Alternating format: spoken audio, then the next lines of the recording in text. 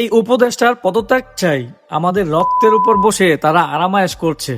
খুবই গুরুত্বপূর্ণ কথা বলেছেন, কথাগুলো মনোযোগ দিয়ে শুনে যাবেন এবং ভিডিওটা ভালো লাগলে বেশি বেশি করে শেয়ার করবেন।